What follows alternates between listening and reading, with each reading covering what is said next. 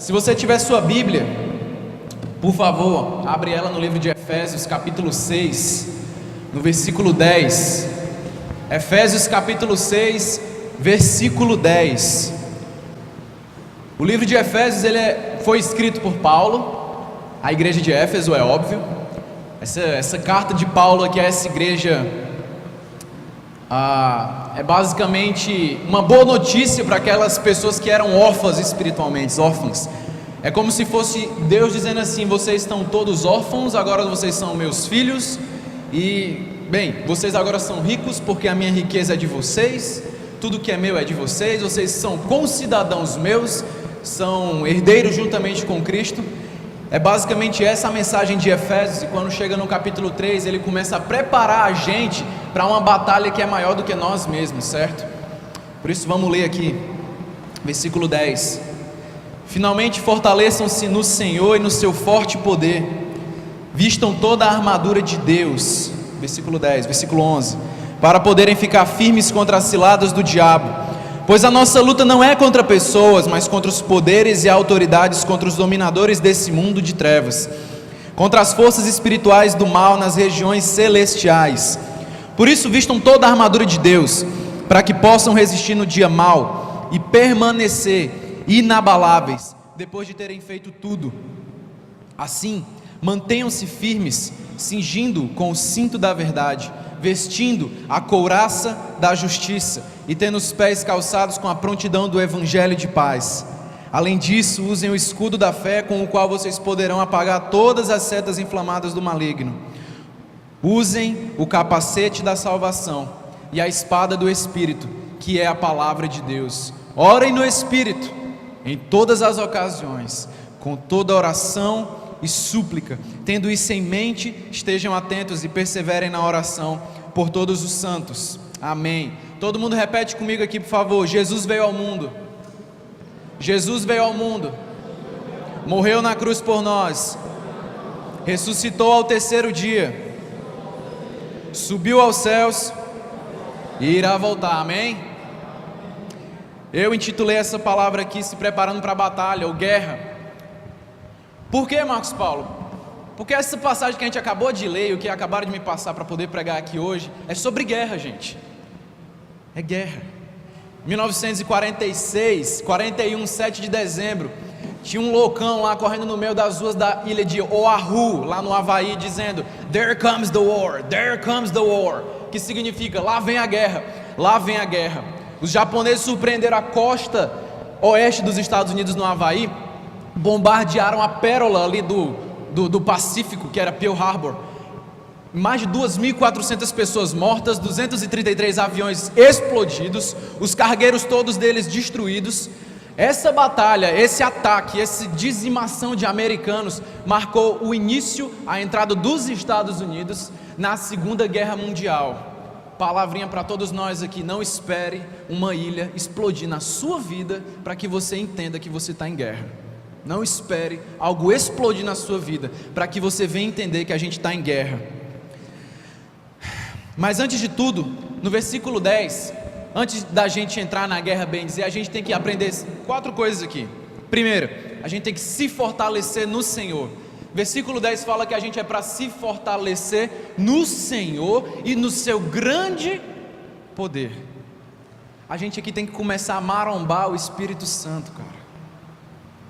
Começar a malhar o Espírito Santo. Quando Paulo mandou a carta para Timóteo, ele disse assim: Timóteo, olha, tu pode correr, tu pode malhar, tu pode nadar, isso vai servir de muito bem para o teu corpo, vai ter uma finalidade, mas mais importante que isso aí, Timóteo, é tu começar a fazer exercício espiritual. Peraí, exercício espiritual, Marcos Paulo? Exercício espiritual. Que exercício espiritual pode ser esse, Marcos Paulo? Rapaz, ó, aqui é o beabá do cristianismo. Mais uma vez a gente vai voltar para isso aqui, para o beabá do cristianismo, que é o que? É a velha disciplina de orar, é a velha disciplina de ler a Bíblia, é a velha disciplina de jejuar. Não é romântico. Se você pensa que você vai estar lá lendo a Bíblia, orando, você não vai querer, pode ter certeza disso. Mas é disciplina. E depois de um tempo, quanto mais tu faz isso, mais tu quer isso, e tu mais tu quer isso, e mais tu quer isso. Então a gente tem certas formas aqui de dizer que que a gente pode fazer exercícios espirituais. Primeiro, aprender os gostos de Deus. Como é que a gente aprende os gostos de Deus? Por meio da palavra dele. A gente pode falar com Deus por meio da oração. Segunda disciplina bíblica aqui, a gente pode abrir mão das coisas que a gente gosta para passar mais tempo com ele. Abrir mão das coisas que a gente gosta para passar mais tempo com ele. Isso é jejum. A gente pode ensinar os outros a como ter relacionamento com eles. Evangelismo. E incendiar os corações com a esperança dele. Discipulado. Se tu fizesse 5 disciplinas espirituais, cara, pode vir o que for, a tendência é você continuar firme no Senhor. E não só isso, mas independente do problema que venha, você aguenta, cara. Tem gente que chega e diz: Marcos Paulo, eu estou passando uma situação tão difícil, cara, tão difícil, eu não aguento, eu estou sem força espiritual. Irmão, eu também estou. Só porque eu estou aqui em cima não quer dizer que eu estou muito bem espiritual. Não, eu sou carne e osso, aqui dentro ainda é sangue, ainda tem carne, não é fácil. Às vezes eu posso estar pior do que vocês que estão aí sentados. Não quer dizer só porque eu estou pregando aqui que eu vou esconder atrás de uma máscara de pregador e dizer que eu estou muito bem, não. Não, muitas vezes é difícil. E pode ter certeza de uma coisa: levantou a bandeira para defender o evangelho, levantou a bandeira para trabalhar para Deus, levantou a bandeira para vir pregar, aí o diabo começa a te atacar. Aí o diabo começa a te encher o saco. Aí ele começa a colocar prova na tua frente para tu não servir a Deus. A guerra é espiritual e ela não se ganha na força dos braços. Quem foi que fez isso na Bíblia? Os Gálatas insensatos, em Gálatas 3. Os caras começaram pelo Espírito Santo. Ó, Gálatas insensatos, vocês começaram pelo poder do Espírito e querem continuar na força do braço agora? Tá achando que é assim? Vocês dependem de Deus, cara. A salvação foi Ele que deu, a santificação é Ele que dá. Você só tem que decidir. No jardim de Deus, você só tem que continuar plantado. Passos para se fortalecer no Senhor. Eu acabei de falar todos eles aqui, mas eu queria enfatizar uma coisa. A preparação, ela é tão importante, a disciplina espiritual, ela é tão importante, que o próprio Jesus só começou a ser usado no reino com 30 anos, cara. João Batista passou 30 anos, meu irmão, lá no meio das dunas, comendo gafanhoto, mel silvestre, calango, se vestindo que nem Elias, da região que Elias tinha sido arrebatado. Para quê? Para passar 1 ano pregando para um rei miserável, cortar a cabeça dele porque ele estava falando a verdade. 1 ano, cara. 30 anos de preparação para pregar 1 ano. 30 anos de preparação para fazer um ministério de 3 anos. Então a preparação, ela é muito importante. O problema é que a gente não quer se preparar. E aí por conta disso, a gente não recebe aquilo que Deus quer que a gente receba. Como eu já falei aqui, continuo a falar, porque isso é o lema do meu ano: eu não posso atrasar os planos de Deus na minha vida. Eu estou atrasando os planos de Deus na minha vida. Falar em oração, teve um cidadão uma vez que ficou lá na casa dos meus pais antes de eu ser casado, e ele mudou o meu ponto de vista sobre pregação, sobre oração. Um dia antes da pregação dele, ele estava conversando com todo mundo e batendo papo e brincando, e eu fiquei olhando assim. Antigamente, para eu pregar, eu era 2 meses antes, eu parava e estudava e ficava 2 meses, e 1 semana antes eu começava a ficar nervoso. Hoje em dia eu fico, não estou dizendo que eu não fico, mas esse cidadão, ele me falou uma coisa importante. Eu disse assim para ele: cara, como é que tu consegue, tu vai pregar amanhã para 800 pessoas, e como é que tu consegue ficar tão tranquilo? Eu tenho uma coisa para te dizer. Quem é que vai falar? Quem é que vai falar? Só quem veio. Quem é que vai falar? Tu vai ser o quê? Uma ferramenta, não é? Sim, você é uma ferramenta. Então tu não tem que se aproximar mais de Deus para tu ter mais intimidade com Ele, para que Ele assim possa ter mais condição de te usar.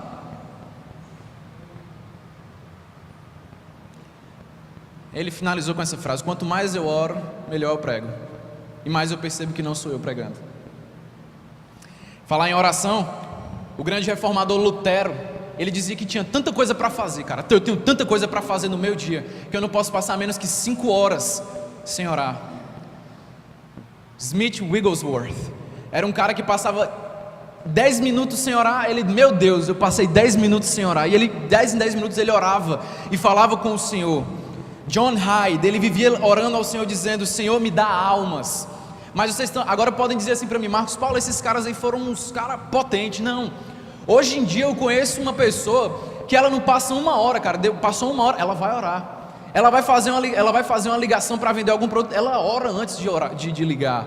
Ela vai se encontrar com algum cliente, ela ora também. O cara ora a cada minuto, bicho, ele passa o dia todo orando. Oração é disciplina, leitura é disciplina.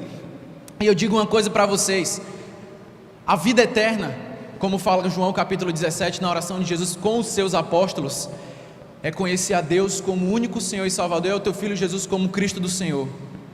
Se a vida eterna é conhecer a Deus, e se a vida eterna é conhecer a Jesus como o único Senhor e Salvador, quanto mais a gente ora, mais a gente vive a vida eterna aqui nessa terra.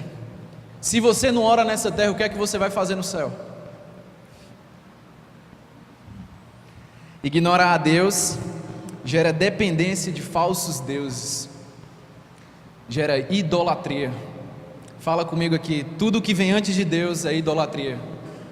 Tudo o que vem antes de Deus é idolatria. O que é que vem antes de Deus, Marcos Paulo? Eu não sei, tu que pode responder na tua vida. A verdade é que, estou dizendo isso aqui porque eu converso com pessoas e é isso que normalmente elas respondem: cara, por que tu não ora? Não tenho tempo. Tu não tem tempo? Não tenho tempo. Mas toda vez que eu vou orar, cara, eu tenho uma tarefa para fazer, eu tenho um trabalho para fazer. Começou o comendador, começou, sei lá, o BBB, cara, eu tô com preguiça.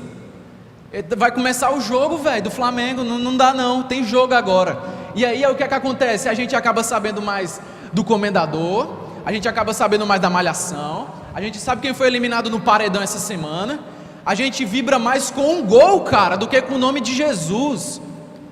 Saiu o gol, a gente acorda o prédio todinho, o bairro todinho, mas quando fala o nome de Jesus, amém, amém. Cara, faz o favor, tu tem que entender que Ele é o Senhor dos senhores, o Rei dos reis. Ele te tirou lá do quinto dos infernos e tu não vibra nem com o nome dEle. Me perdoe, gente, mas não dá para entender isso não. E a coisa mais recente que acabou de sair, a nomofobia, é a idolatria dos celulares. Uma pessoa hoje não consegue mais sair de casa sem o celular. Tem até a propaganda de um carro que é o Onix, né, se eu não me engano. O cara sai, entrou no carro, aí está dirigindo nu. Aí está dirigindo nu, ele percebe que está nu porque não está conectado o celular dele dentro do carro dele. Aí ele pega, volta, como se ele estivesse nu, entra no elevador, sobe no elevador, pega a roupa, pega o celular dele. Quando ele pega o celular, é como se ele tivesse vestido. Hoje, cara, isso é uma fobia. Tu não consegue mais deixar teu celular sozinho. É o drama do Tamagotchi. Quem viveu aqui o Tamagotchi sabe o que eu estou falando aqui. Quer deixar um adolescente, um jovem hoje, um vendedor doido? Toma o celular dele. Acho que o maior castigo hoje, pais, para os seus filhos é: toma o celular dele. Tira a internet deles. Tira. Eles morrem, eles piram. Eles não sabem mais soltar peão, soltar pipa. Eles não sabem mais brincar no meio da... Tu pega caju, velho, manga. Não sabe mais fazer isso. Mas vamos continuar aqui, versículo 11. Por que a gente tem que se fortalecer no Senhor, Marcos Paulo? Para que a gente tem que fazer isso? Eu já disse, a gente está em guerra. Mas além de estar em guerra, o que acontece? O diabo, ele tem ciladas. Como fala no versículo 11, para evitar as ciladas do diabo. Primeiro cilada do diabo aqui na Bíblia que a gente vai analisar aqui. Jesus em Lucas capítulo 4, quando ele foi para o debate eleitoral político no deserto lá com Satanás. Jesus está no deserto, passou 40 dias. Depois de 40 dias Jesus está no deserto. O que acontece? Ele fica com fome, cara, com calor, sede. Aí chega quem? Anjo para ajudar ele? Não, chega o diabo. Lindo, maravilhoso, olhando para ele. Vocês acham que o diabo veio o quê? Naquela capa preta dele, do Voldemort, do Harry Potter? Não, o diabo veio em forma de padeiro, cara. Padeiro, velho, como dono de panificadora, padaria. E disse assim: se tu és o Filho de Deus, transforma essa pedra aqui em pão. Aí Jesus deu a réplica dele dizendo o quê? Não só de pão viverá o homem. Baseado no quê? Na palavra de Deus. Aí depois, mais uma pergunta do diabo, mais 30 segundos para ele. Ele pega e diz assim: bem, estou te teletransportando aqui para cima, te joga daqui de cima, cai, que a palavra fala que os teus anjos vão te segurar, nenhum dedo do teu pé vai ser arranhado. Aí Jesus diz o quê? Não tentarás ou não porás à prova o teu Deus. Beleza, terceira pergunta do diabo, mais 30 segundos para ele no deserto. E o diabo pensa, beleza, Jesus, vem cá, tá vendo esses reinos aqui todos? Eles são todos meus porque eu poluí eles com o pecado. Logo, todo mundo ali faz o que eu quero, não o que tu quer. Eles deixaram tu de lado. E agora, se tu se ajoelhar na minha frente, eu vou te dar eles todos de volta. Aí Jesus diz o quê? Adorarás somente ao Senhor teu Deus. Arreda daqui, Satanás. E logo após isso, quem foi que chegou lá? Os anjos para cuidar de Jesus. Jesus só conseguiu responder, cara, as ciladas do diabo. Por quê? Porque ele estava afiado na palavra de Deus. Ele sabia o que é que ele tinha escrito ali na Bíblia. O diabo, eu vejo ele como o Dick Vigarista. Quem é que já assistiu aqui a Corrida Maluca? Não, né? Você só assiste filme cristão, né? Ninguém assistiu a Corrida Maluca aqui, não? O Dick Vigarista, aquele do narigão, bigodinho, com o Muttley, medalha, medalha, medalha. Ele fica armando cilada, cara. Para quê? Para os outros caírem na cilada, para perder a corrida e desistir da corrida, velho. O diabo é isso, cara. Ele fica armando cilada para fazer a gente desistir da fé. Deixa eu dizer uma coisa aqui para vocês. Problema não acaba. Problema é sobrenome nosso, certo? Por que os problemas acontecem com a gente, Marcos Paulo? Eu não entendo, eu sou filho de Deus, não sou? É sim. Os problemas acontecem com a gente para a gente ensinar para as pessoas do mundo como é que se resolve eles. Só que aí, ao invés da gente resolver o problema do jeito certo, a gente fica dando piti, a gente fica dando chilique, a gente fica dizendo: Senhor, tu não me ama não, Senhor. Por quê, Pai? Só que às vezes a gente só lembra de orar quando está com problema. Aí Deus manda um problema para a gente voltar a orar. Aí Deus olha assim para a gente e diz: puxa vida, tu está falando comigo, cara. Só porque eu mandei um problema, eu vou mandar mais 10, que é para tu falar comigo direto. Então não esperem a ilha explodir para vocês começarem a orar. Ora, cara, o que é que custa? Pega 10 minutos do teu dia. É um intervalo da malhação. Se vocês assistirem malhação, 15 minutos é um intervalo do jogo, cara. Vai orar. Sua esposa não vai morrer, seu marido não vai morrer. É um momento só você e Deus, e depois leva ele também para orar, para falar com Deus. Tranca os meninos tudo dentro do quarto, diz assim: vão ler a Bíblia agora, que eu vou orar. É o Dick Vigarista. Deixa eu dizer mais uma coisa aqui, questão de cilada. O diabo, ele não dá o crédito para a gente de tentar a gente pessoalmente. Ele não é Deus, ele não é onipresente, ele não está em todo canto. Ele só vai atrás daqueles que realmente estão fazendo a diferença no mundo. Então o diabo, para evitar gastos de energia, ele manda os enviados dele. Não vou tentar ele não, eu vou mandar só uma namorada na vida dele. Não vou tentar ela não, eu vou só mandar a miséria amorosa na vida dela. Não vou tentar ele ali também não, porque, bem, eu vou mandar uma prova, eu vou mandar um colégio, eu vou mandar um trabalho que ele vai endeusar demais e vai fazer a namorada de ouro e botar dentro do quarto dele para ficar lá adorando ela, ou ele, ou o trabalho, seja lá o que for. O diabo, ele está mais preocupado, cara, com aqueles que querem fazer a diferença no mundo, com aqueles que querem realmente abraçar a causa de Cristo e ir lutar. Então não pensa que tu é o todo poderoso aqui, que o diabo vem tentar não. Enquanto tu não tomar uma atitude por Cristo, ele não está nem aí para tu. E uma nova cilada que eu estava pensando essa semana é a cilada da inutilidade. Inutilidade por esfriamento. Em Efésios capítulo 4, foi pregado semana passada, a inutilidade por esfriamento. O que é, Marcos Paulo? A inutilidade por esfriamento, como fala em Efésios 4, é o seguinte: irmãos, abandonem essa vida de inutilidade como os pagãos vivem, essa mente inútil que eles têm. Sabe o que é a inutilidade? Lá no capítulo 3 de Apocalipse, na igreja de Laodiceia, Jesus está dizendo assim para aquela igreja: cara, eu queria tanto que vocês fossem ou frios ou quentes, porque aí pelo menos tinha jeito para vocês, mas vocês são mornos, cara, vocês são mornos, e por vocês serem mornos, eu vou vomitar vocês da minha boca, porque eu não aguento vocês.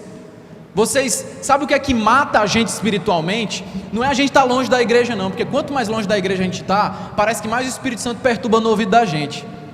é quando a gente está dentro da igreja e fica vivendo uma vida inútil. Essa vida inútil é que mata, cara, porque tu é morno, tu não faz nada. E essa inutilidade é uma grande cilada do diabo, o que ele está fazendo com a igreja hoje. As igrejas americanas estão lotadas, cara, são as coisas mais lindas do mundo. 2, 3 lances de altura assim, de andar, para ficar lotado de gente. Tem igreja de 10 mil, cara, pessoas. Tem uma irmã nossa lá em Natal, que a gente conversa muito com ela. A igreja natal dela, que ela ia, era de 10 mil a 8 mil pessoas, meu amigo. 10 mil a 8 mil pessoas, é quase a capacidade do PV ali, fazer culto no PV todo domingo. Mas sabe o que é que acontece? Nem 1% está dentro de ministério, nem 1% está pregando, nem 1% tem alvo evangelístico, cara. Eu estou vendo aqui um monte de visitante. Quem foi que foi falar com visitante hoje?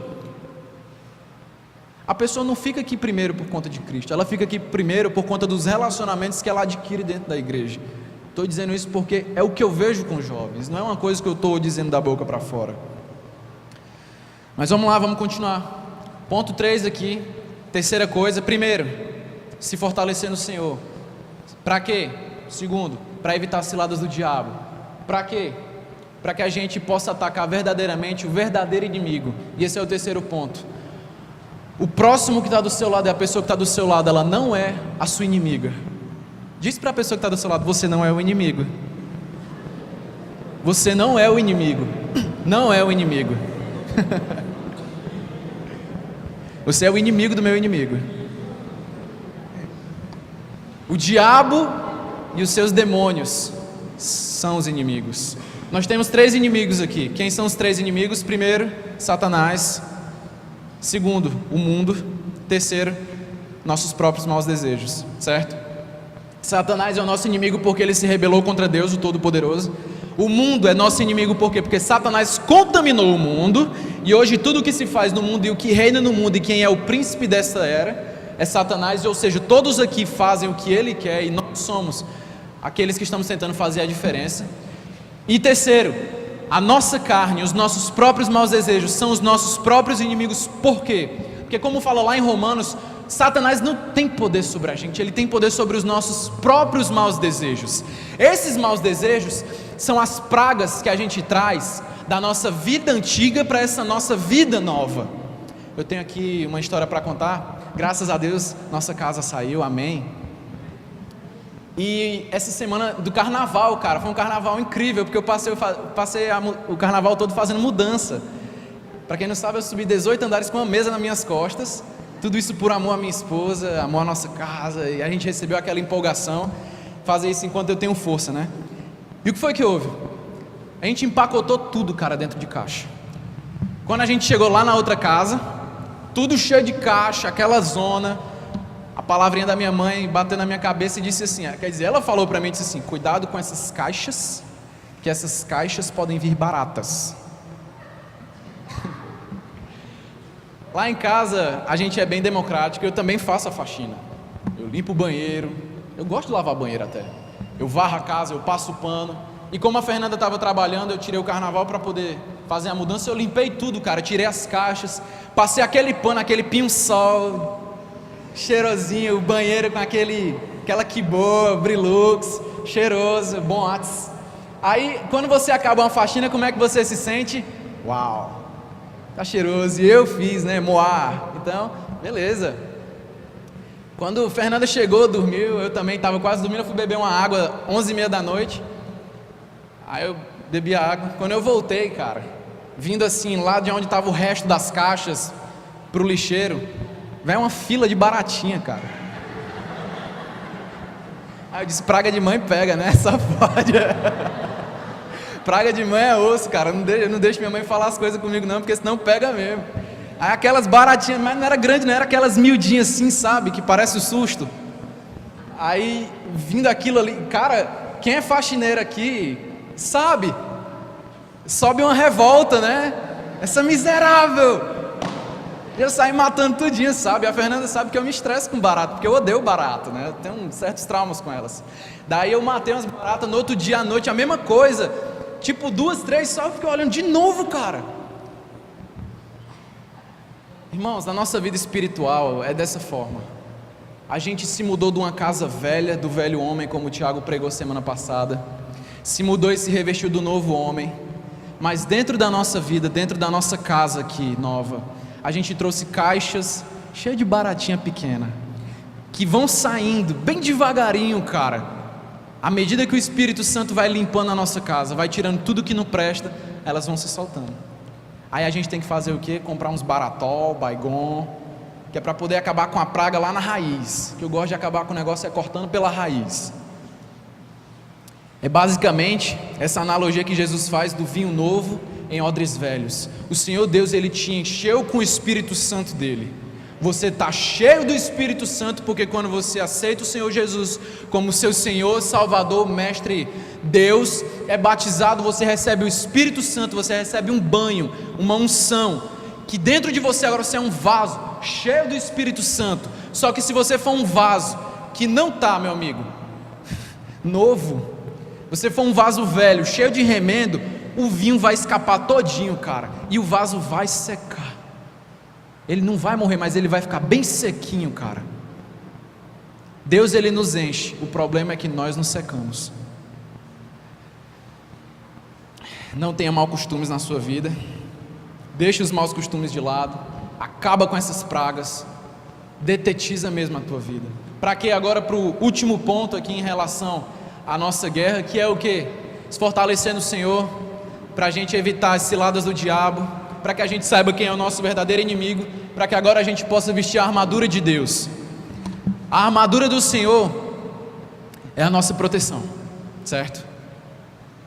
Quem aqui é doido de ir para o meio da pisa? Quem é que é doido de lutar com Anderson Silva sem colocar aqui um monte de protetor? Eu não vou enfrentar um negro daquele tamanho ali sem proteção. Quem é que vai lá para o meio lá do Estado Islâmico agora, meu amigo, sem colete à prova de bala, sem capacete à prova de bala?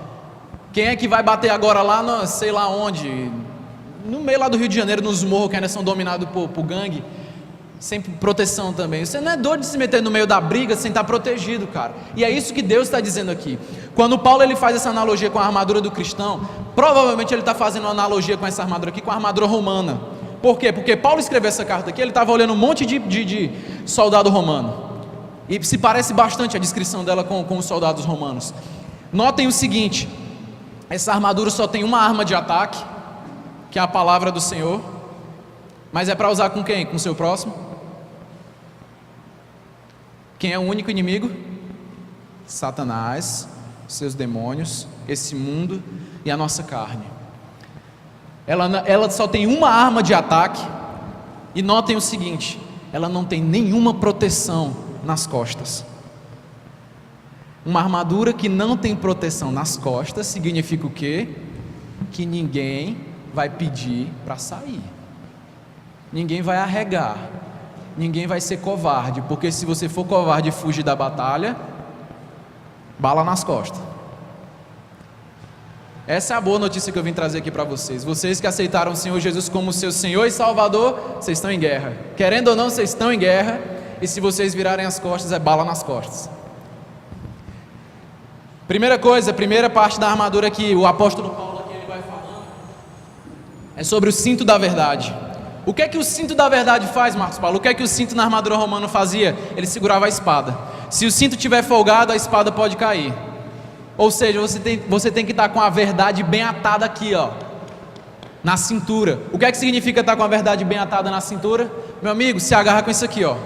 Não adianta tu ter isso aqui em casa e não abrir não, porque ela não vai abrir com passo de mágica não.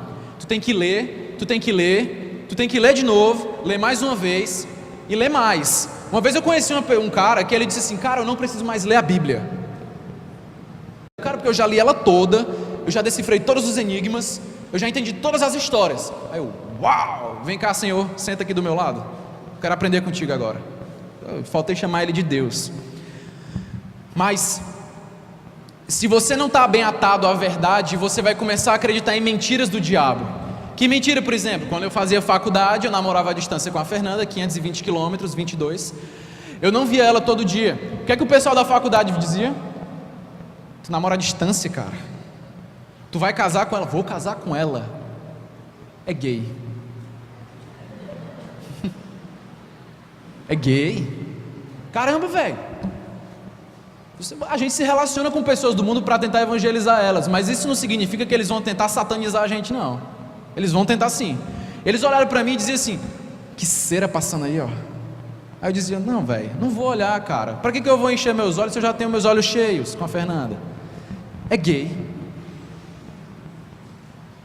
Ou então, se a gente não está bem atado com as verdades do Senhor na nossa vida, eu e minha mãe, a gente conhece uma pessoa que ela mente tanto, que ela acredita na própria mentira dela. E quando ela descobre que a mentira dela era mentira, ela fica triste. É incrível, cara. Fica triste por causa que descobriu que a mentira dele era mentira.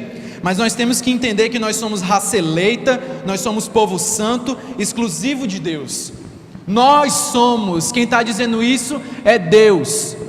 A gente prefere acreditar nas mentiras de Satanás e prefere ouvir o quê? Eu não tenho sucesso, eu não tenho amor, eu não tenho Deus, Ele não me ama. Quem vive dizendo isso é o diabo, cara.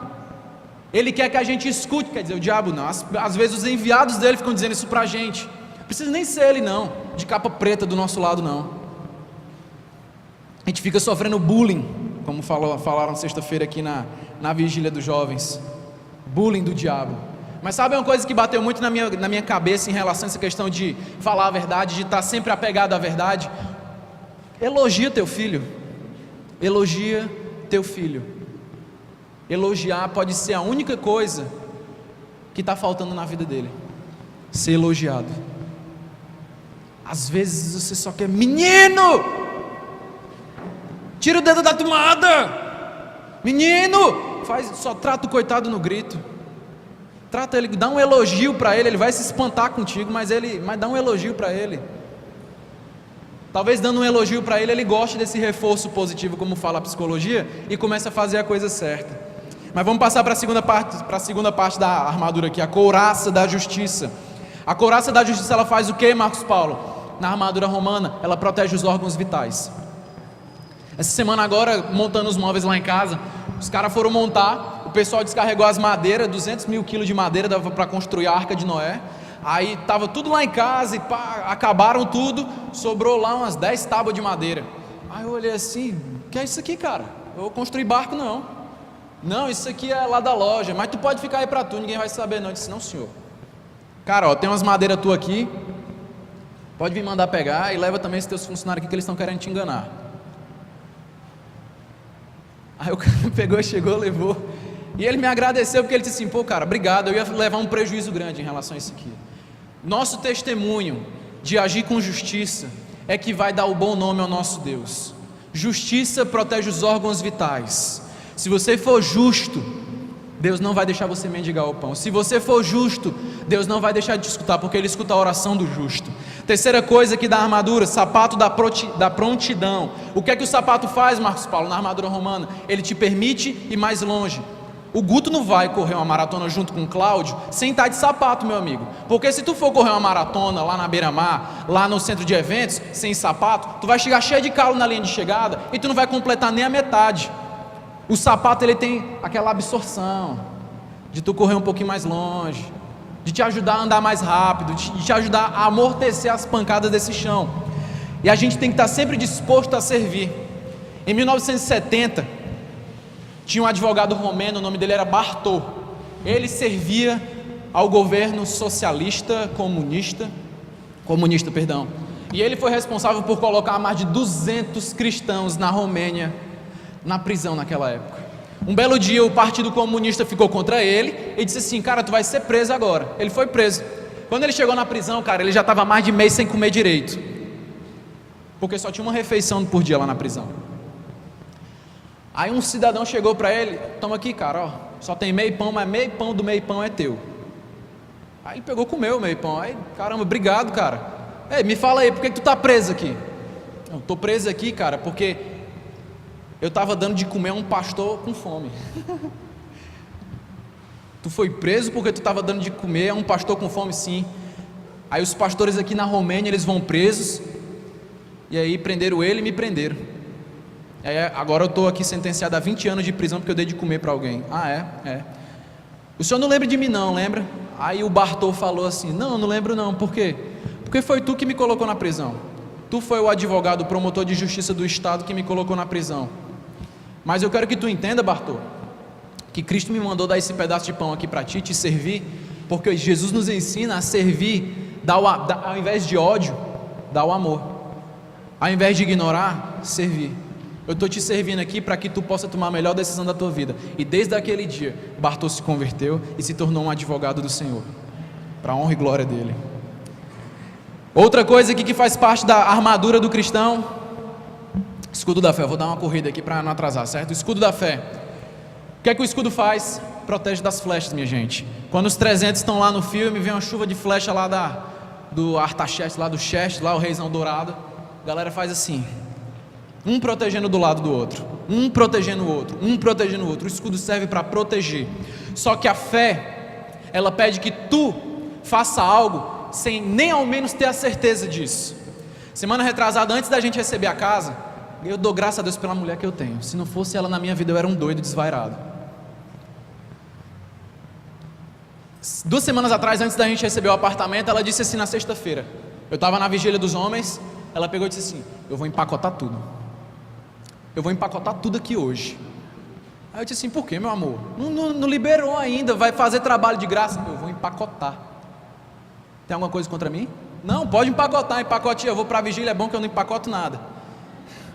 Não, mas ela empacotou tudo, cara. Quando eu cheguei da vigília dos homens, 1 da manhã, quando eu olhei lá, um monte de caixa. Quando foi na segunda-feira, ela disse assim, eu empacotei porque esse aqui é um passo de fé que eu estou dando. Cara, quando foi segunda-feira à tarde, o apartamento foi liberado, cara. Aí eu olhei assim, oh, meu Deus, isso é prova de fé. Talvez o Senhor esteja aqui te dizendo hoje o seguinte, pai, quer dizer, a gente está dizendo para ele, pai, eu estou há tanto tempo com essa doença na minha vida, eu estou há tanto tempo com esse negócio me perturbando, me livra disso. Aí Deus está talvez dizendo hoje para a gente aqui o seguinte, meu filho, eu estou esperando você dar um passo de fé para eu te curar. Eu estou esperando talvez você dar um passo de fé de ajeitar essa casa, de querer se livrar dessa doença, de querer talvez mudar de vida, para eu mudar a tua vida. Tu não quer fazer nada, tu não quer dar passo de fé. Tu pensa que eu sou o delivery do Habib's, que em 30 minutos chega a pizza na tua casa, cara? Eu não sou assim não, eu sou um Deus, eu não sou aqui uma pizzaria que você pede e vai chegar. Depois, quinta coisa, capacete da salvação. O capacete protege o quê? Só quem está acordado. A cabeça. A salvação tem que estar sempre na cabeça da gente. Salmo 51, versículo 12 fala, torna-me da alegria da tua salvação. Torna da alegria da salvação para a gente, Senhor. Se a salvação dos outros e a nossa não estiver na minha cabeça, cara, tu é o alvo mais fácil de ser esfriado espiritualmente por meio daquela inutilidade. Sabe por quê? Porque quando a gente usa o capacete da salvação, ele é mais massa do que aquele capacete do Robocop, velho. O capacete do Robocop desce aqui, né? Aí ele fica vendo todo mundo vermelhinho, né? Vocês não assistem Robocop não, né? Vocês só assistem filmes cristãos, né? Aí o capacete do Robocop desce aqui, aí quando chega os alvos fica brilhando vermelho, né? Os alvos assim. Cara, o capacete do cristão é melhor que aquele ali, porque quando o alvo ali para a gente evangelizar aparece, ele começa a brilhar também, ó. Depende de ti, cara, chegar lá ou não. É tu que vai decidir.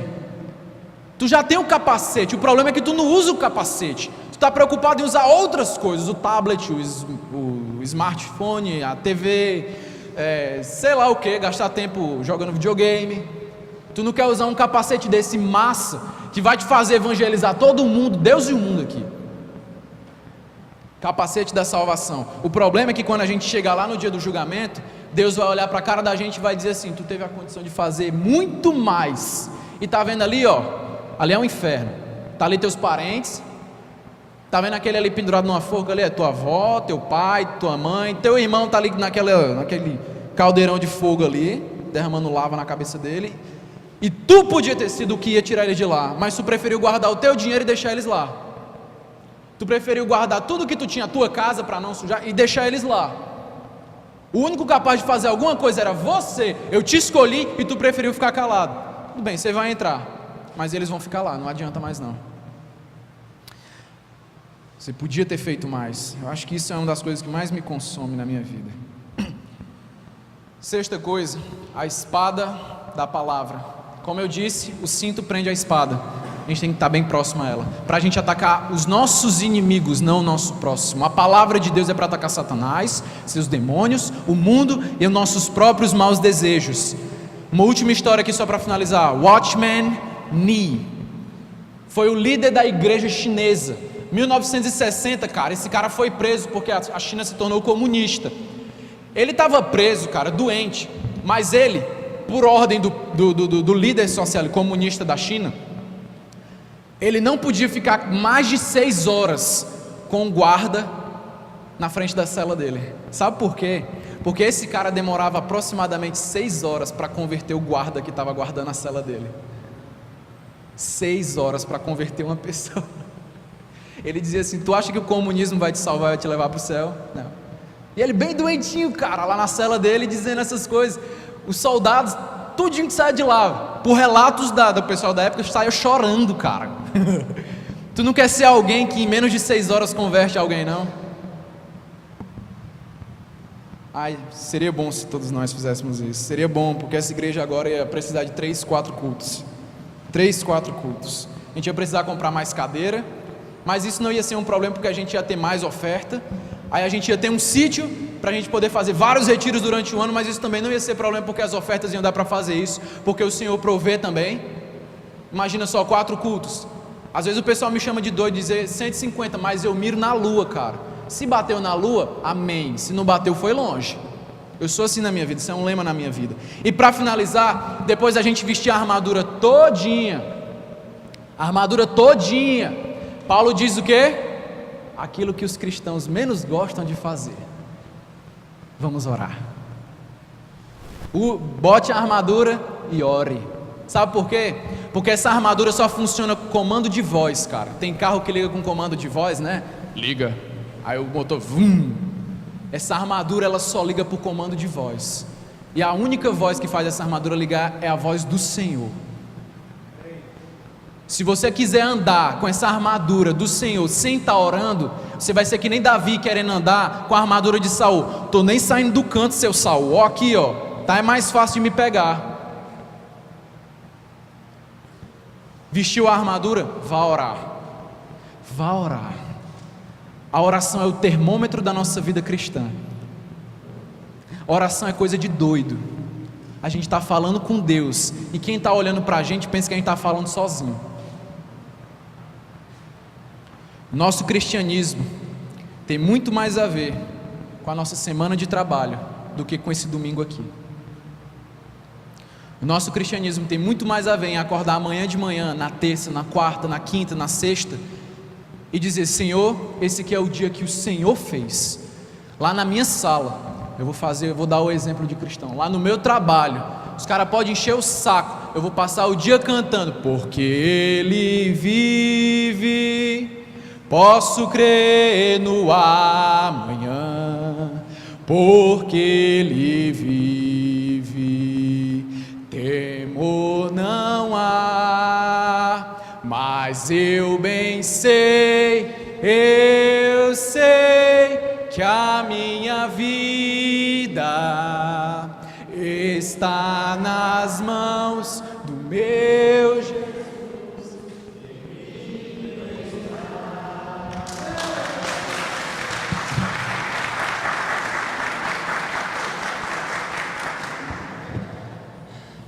Aí vocês vão me dizer que o carnaval é melhor que isso. Me poupe, me poupe, me poupe. Digam sim agora para uma vida fantástica do lado de Deus. Se você não conhece o Senhor Jesus, eu quero te apresentar. Se ninguém quiser te apresentar aqui dentro, eu vou te apresentar a coisa mais fantástica da tua vida. Eu vou te apresentar aquele que vai te perseguir em todo canto e vai dizer: não faz isso aqui, porque eu te amo. Em nome de Jesus, eu quero pedir a Ele agora em oração que Ele nos abençoe. Vamos orar, irmãos. Vamos orar. Pai, nós te agradecemos pelo teu amor e pelo teu perdão. Fica sempre conosco. Nos ajuda, Pai, a usarmos a tua armadura, a fazermos a tua vontade, Senhor. Nós não merecemos o teu perdão, e a misericórdia que o Senhor tem da gente, Pai, é algo que a gente não merece. Fica sempre conosco. Nos livra de todo mal, e que a gente possa estar acordando para essa guerra, Pai, Porque se nós não estamos acordados, nós estamos apanhando nessa guerra. É porque nós estamos presos. É porque nós somos refugiados de guerra. Nos livra, Deus, de todo mal. Nos protege, Deus, do inimigo. E faz com que nós venhamos a ser guerreiros de linha de frente, Deus. Não lá do final do batalhão, mas da linha de frente, que evangeliza, que prega, que vive, que dá o exemplo. E que é diferente, meu Pai, de tudo nesse mundo. Em nome de Jesus. Amém.